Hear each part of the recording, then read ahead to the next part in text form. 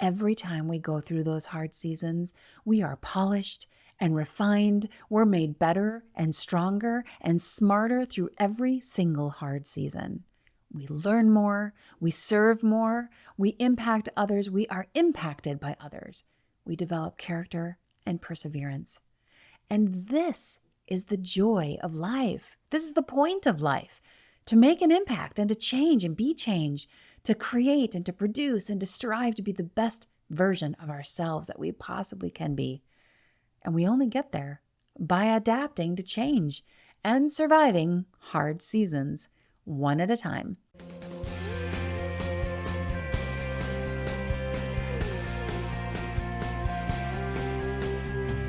Welcome back to the Sunshine Cafe, where we pour positive back into your day, sharing stories from real people who have made it through some real struggles, but were able to restore their health, hope, and peace. I'm Lisa Roers, your host, and as a certified coach, I'm here to guide you to be your best self-advocate, to help you restore your health, ignite your faith, and conquer those fears while you navigate your own healing journey so you can eventually exchange your dis-ease for durability. If you're looking for hope and encouragement to live a life you love, then you're in the right place. Let's dive in. Hey friends, and welcome back to the Sunshine Cafe.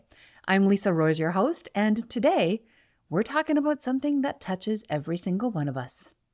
Change. We've all heard it, and it's true.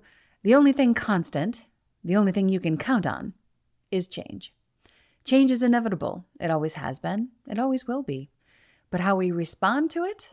Well, that is a choice. And as we will learn today, how we choose to respond to change has a very significant impact on your life, your mental health, and your physical health.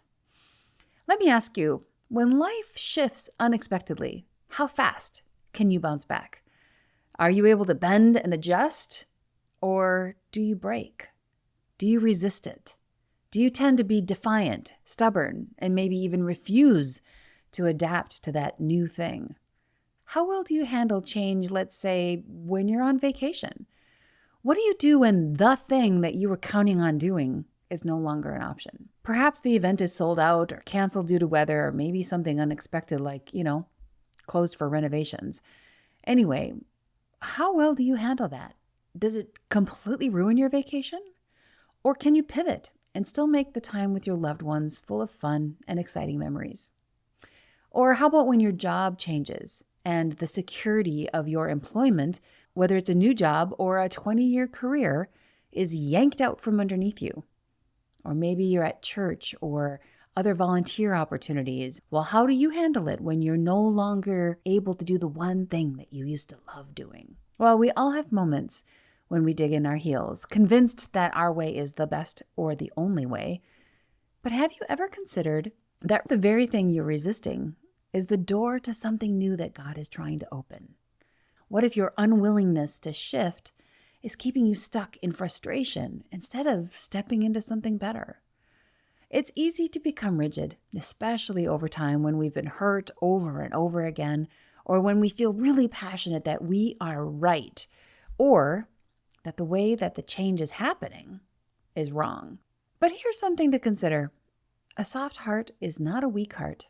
A soft heart is a strong and wise heart. Surrendering your wants and desires is one action that demonstrates that you trust God and that you trust Him enough to be shaped by Him. Think about the relationships in your life. Have you ever seen friendships, marriages, or families suffer because someone was so hard-hearted that they refused to change? Maybe it was because one person or both were not willing to even stop for a moment to consider the other person's perspective. Stubbornness may feel like a strength in the moment, but in the long run, it builds relationship walls, not bridges. And worse yet, being stubborn and unwilling to adapt, to change, it cuts off opportunities and successes that you might otherwise get to enjoy if you just surrendered for a moment, gave yourself a little time to see where that new change might take you. It might take you to a really great place. But sadly, all too often, We don't allow time to process or to think about all the sides of that equation. We just react. In whatever season of change we face, we do have an opportunity and a choice to react or to respond. We can react out of panic and immediately freak out and quickly assume every possible negative outcome that could maybe happen. Or instead of reacting, we can pause, we can think, we can consider all the angles and respond thoughtfully.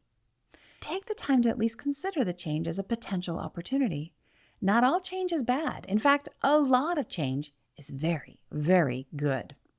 What if the next thing coming is the best thing? And rather than giving it a chance, we close the door on it before we even looked twice? What if that boyfriend or girlfriend that just left is actually creating room in your life for the amazing, lifelong companion that you've been praying for? Or what if the layoff is exactly the push you needed to start that business that you thought you'd never get a chance to start? What if the change you're fighting is bringing you the exact opportunity that you need to learn something beautiful that you never would have otherwise had a chance to learn? What if it's something that expands your thinking, grows your talents, builds your relationship capacity, strengthens your perseverance, solidifies your faith, and renews your hope?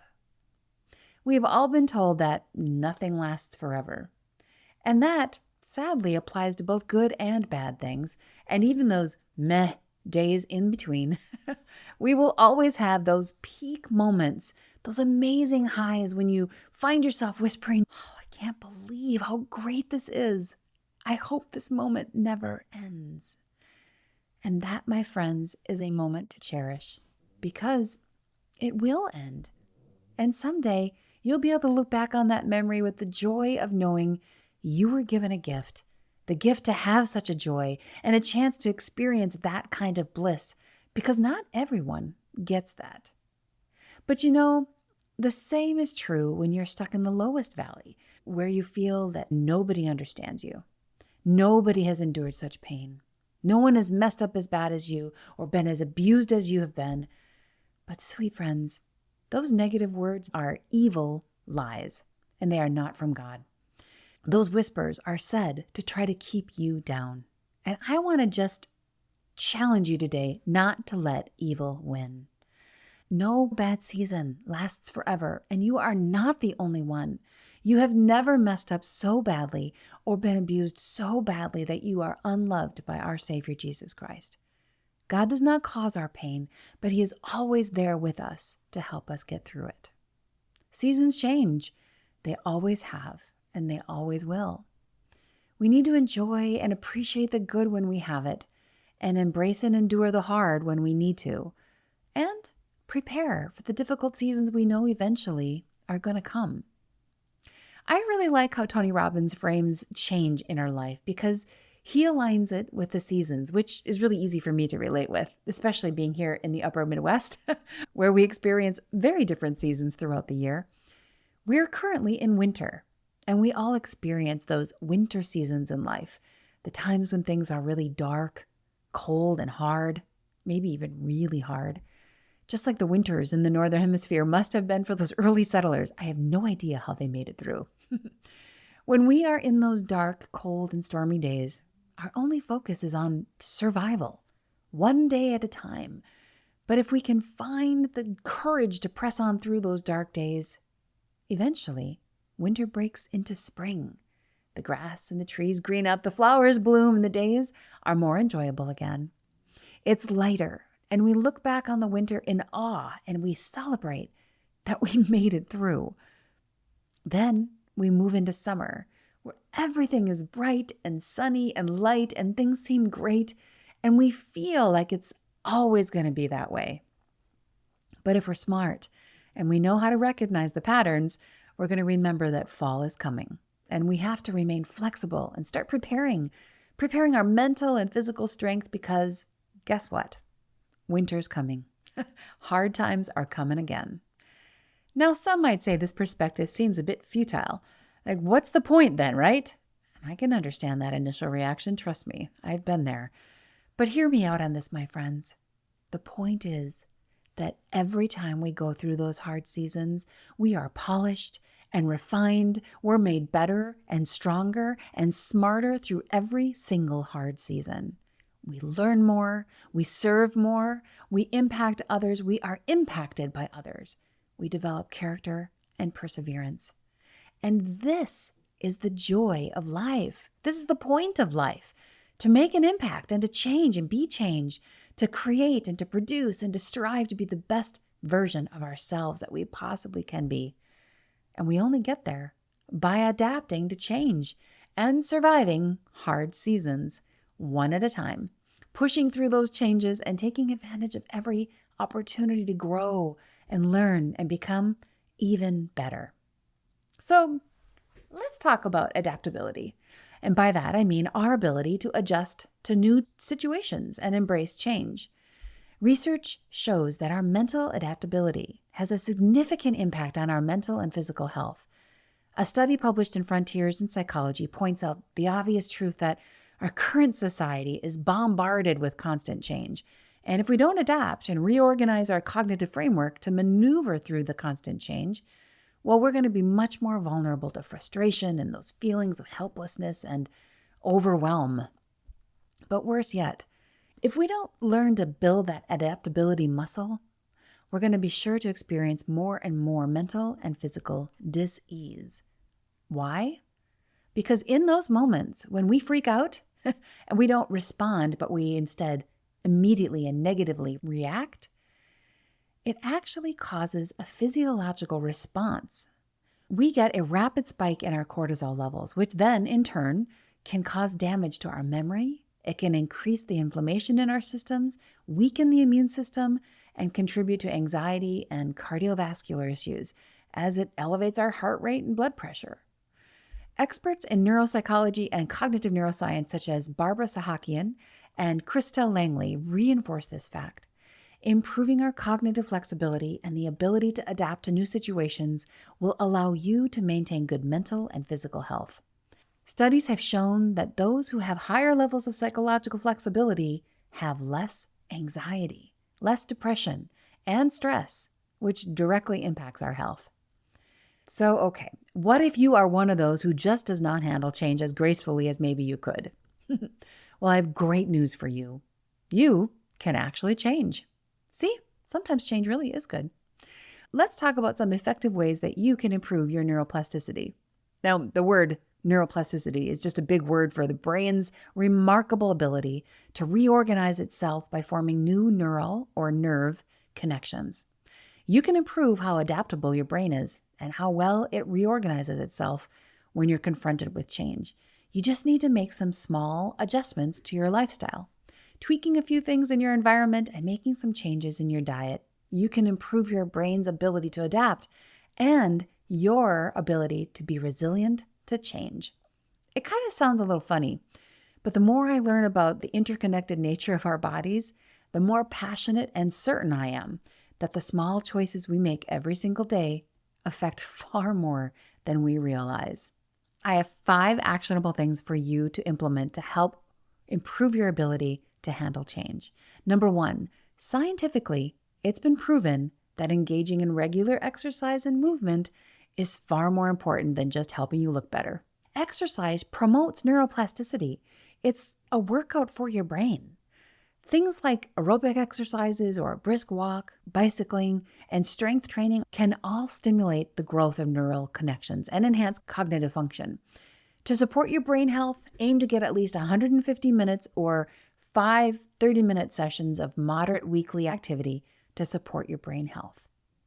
Number 2, on the flip side of moving more, another way to boost our resilience is by meditating.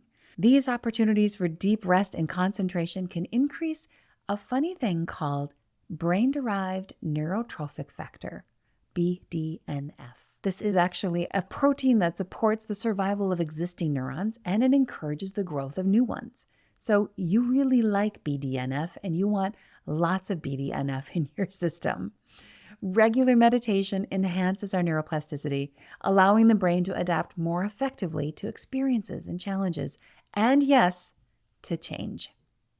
Number 3, while it's obvious to me now, It wasn't always so obvious to me how much of a critical role nutrition plays in supporting our overall health, and it impacts our neuroplasticity also. Our bodies are constantly renewing themselves, constantly processing and fighting off disease and bacteria and viruses. And how does it do that except by the tools we give it? Our bodies shed cells and make new ones from the food we give it. Our bodies fight disease via the tools we feed it. If you were a builder and all you were given is styrofoam, you would not build a very strong home. We need to give our bodies the tools to build a strong defense, a strong infrastructure, and a beautiful mind that can handle all the changes this life is sure to throw at it. So, without getting too complex, we need to incorporate foods that are rich in something called omega-3 fatty acids. You can find those kinds of fatty acids in fish oil, flax seeds, chia seeds, walnuts, and avocados. These foods can improve cognition and actually increase your neuroplasticity. Also, try to consume a variety of colorful fruits and vegetables, whole grains, lean proteins, and healthy fats such as coconut oil and well-sourced olive oil. These simple changes will provide the essential nutrients that you need to support brain health. And of course, while you're at it, try to eliminate as many of the processed foods as possible. There are sugars in everything. In fact, there are 50 common words for sugars on your ingredient labels. They're in everything. And the chemical nature of sugar not only promotes addictive behavior, but it promotes depression. So if you or a loved one is dealing with depression or any behavioral issue, I would really encourage you to start first with just eliminating the sugar or cutting back on the sugar. Be mindful of all the sugary drinks that you consume or the unhealthy fats that are kind of misleading by being called vegetable oils. You're not getting more vegetables by eating vegetable oils. Vegetable and seed oils can actually hinder neuroplasticity. Okay, number 4. So you're moving well, you're meditating well, and you're munching on good things. Now is time to get the much needed sleep. Most people think sleep is a passive and unnecessary, even a waste of time, but quality sleep is essential for cognitive health because sleep is when our brains work on all the much needed memory consolidation. What's memory consolidation all about? Well, during our sleep, slow wave sleep and rapid eye movement, REM stages, the brain actively processes and solidifies new information, transferring the things that we need to maintain from our short-term memory to the long-term memory and clearing out the space necessary to absorb the next day's dump of new information. This critical and necessary process improves our ability to learn and helps our overall cognitive function. And if that wasn't enough, sleep supports our synaptic plasticity also, which is vital for helping to improve our memory and strengthening those neural connections. But for those of you who ignore your need for sleep, let me just remind you that chronic sleep deprivation can greatly impair cognitive functions and increase the risk of neurodegenerative diseases like Alzheimer's.